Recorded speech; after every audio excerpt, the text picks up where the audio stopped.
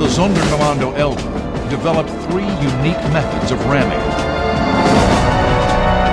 Ww pilots were instructed to use the steel propeller of the Bf-109 to destroy the control surfaces on the tail. They could also ram the wing near one of the bomber's engine. The last, most ghastly method was to swing in from the side and ram the cockpit. The bomber pilots inside would be killed instantly.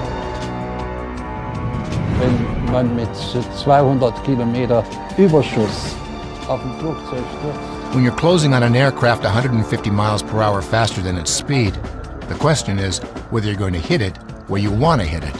You only have split seconds. Da hat man nur noch Bruchteile von Sekundenzeit. It was never intended that the pilot fly home. The Bf-109 would not survive the impact. The most an Ww volunteer could hope for was to somehow survive the crash and bail out. Despite the extreme danger of the tactic, Ww pilots did not view themselves as suicide pilots or kamikazes. Die japanischen Piloten The Japanese pilots had explosives in their airplanes, and with that had to sacrifice themselves. But we Ww pilots use our airplane as a weapon.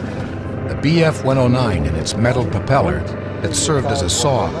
We hoped we would have the opportunity to get out with a parachute. Wenn es möglich war, auszusteigen.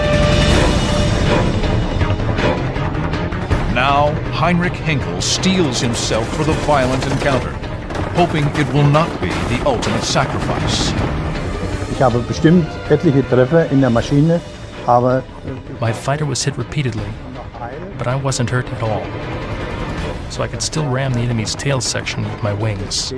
dann mit meinen Tragflächen beseitigen oder rammen. Ja.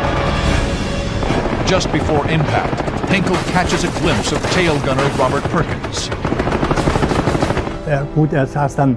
He was sitting there and lifted his hands in terror when he realized that I was coming closer.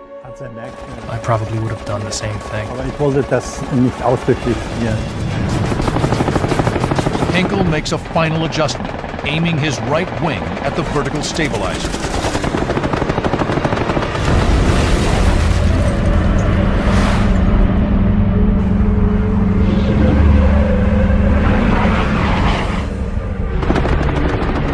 Pilot Bob Winger watches in amazement as the 109 cartwheels outside his window. Was he close to us? Extremely close. The distance between our wings was several feet tall, and he disappeared from my view. Of course, I was a bit excited. It just looked like it had a nose, period. No propeller at all, because they were wrapped in. Navigator Walter Parker is nearly thrown to the floor by the impact. He saw the German fighter plane cartwheel over the front of the plane, and he said he was able to see the swastika on the tail of the plane as it cartwheeled over, and he knew right away that they had been rammed. Henkel is violently slammed by the collision. Henkel is still alive. He's in his airplane, but he's incapacitated. The airplane is just tumbling positive, negative G's.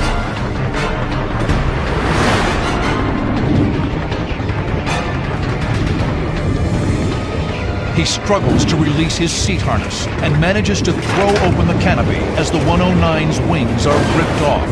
The force ejects Henkel from the cockpit moments before the plane explodes.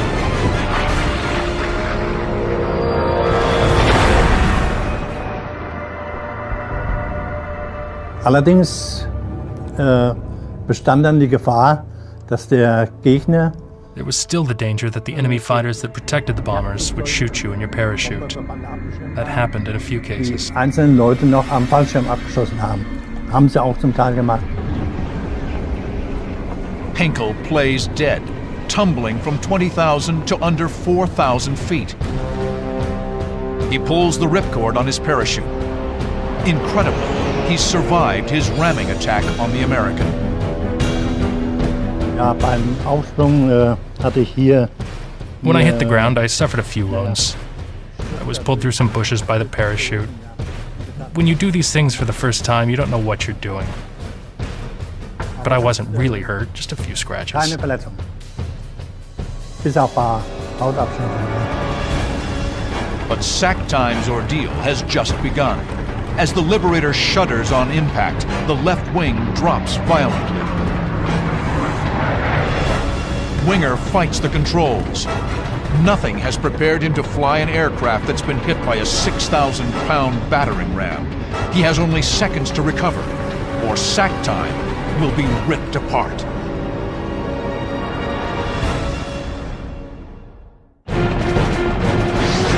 April 7th, 1945. The German ramming assault on U.S. bombers has claimed another victim, the B-24 Sacktime. Now the once graceful bomber is plummeting out of control. In the nose, Joe Flynn is desperately on the intercom, asking what to do with the bombs.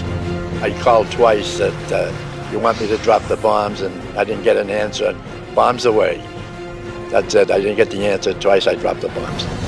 Flick the switch, and that's it. You're gone, baby. The B-24 lurches as it sheds the weight of 5,000 pounds of high-explosive ordnance. Pilot Bob Winger strains at the controls as the Liberator teeters on the brink of destruction. In the fraction of a second that he had to make a decision to prevent that airplane from flipping over and going completely out of control, he instinctively made the right moves and was able to stabilize the aircraft almost immediately. The brutal ramming attack has inflicted grievous damage. The bomber's right vertical stabilizer is sheared off. The German's propeller has torn a gaping hole in the right rear fuselage, and the bomb bay doors are jammed open. Winger is able to keep the airplane aloft, but the loss of critical control surfaces on the tail forced the left wing down. It takes superhuman effort to keep the Liberator from flipping over. Winger and co-pilot Jeff Nard must both apply full right rudder and aileron to stabilize the wings, while holding the control yoke in their stomachs to keep the nose up. Well, we're doing everything we could to just maintain this 30-degree angle there. Two P-51s, long-range fighter escorts nicknamed Little Friends by the bomber crews, join up with the struggling Sacktime. The P-51s escort Sacktime towards the safety of Belgium. It's an excruciating journey for Winger and his co-pilot. If they let up for a second, Sacktime will roll over and break apart.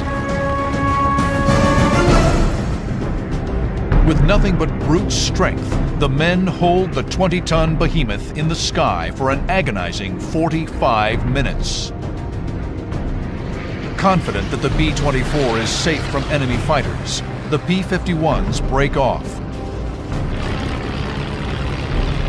The fighter on the left peels away, but the Mustang on the right pulls in front and rocks his wings in salute. But as he throttles away, the bomber is suddenly hammered by a mini tornado of prop wash. The Little Friend's gesture is not well received on board Sacktime.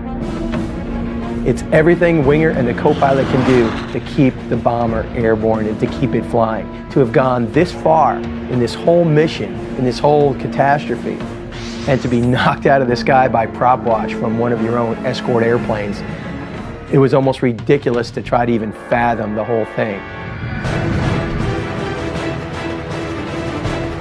Winger and Nard make one last heroic rally, their aching muscles fed by pure adrenaline. Again, they manage to pull the Liberator out of a terminal dive. After walking a tightrope for what seems like an eternity, Sack time finally arrives over an emergency airstrip in Belgium. Bob Winger knows the aircraft cannot land. He orders his men to bail out. Walter Parker and Joe Flynn jump out the nose wheel door. Parker jumped first. I gave him the choice. He was bigger than me. So if he could fit out under the wheel, then I knew I could fit out under the wheel. I wasn't being brave. The last crewmen left in the plane are pilot Bob Winger and co-pilot Jeff Nard. Now it's time for the co-pilot. Winger orders his co-pilot back aft and out the bomb bay doors. Winger grips the controls with all his waning strength to give Nard time to bail out. After several seconds of holding the B-24 upright, he releases the controls and scrambles for the bomb bay door. Winger reaches the bomb bay doors. The co-pilot is still back there sitting on the edge. He can't see the ground, and for one reason or another, that inhibits him from jumping. He was waiting there. I just wanted to bail out when there was no ground, and I pushed him down. Winger quickly follows Nard out the bomb bay doors. Sack time staggers skywards. Then the G-forces wrench off its battered tail section. Walter Parker watches in amazement as the tailless bomber plummets. It began to spiral down within the same area that the crew had just bailed out into. And my father said that it passed probably within 50 to 100 yards of him and Joe Flynn, the nose gunner. Propellers still churning. What's left of sack time hits the ground and explodes. In eerie silence, the crew drifts down towards the countryside. Incredibly, all 9 crewmen survived the savage ramming attack delivered by the Sonder Kommando Ww.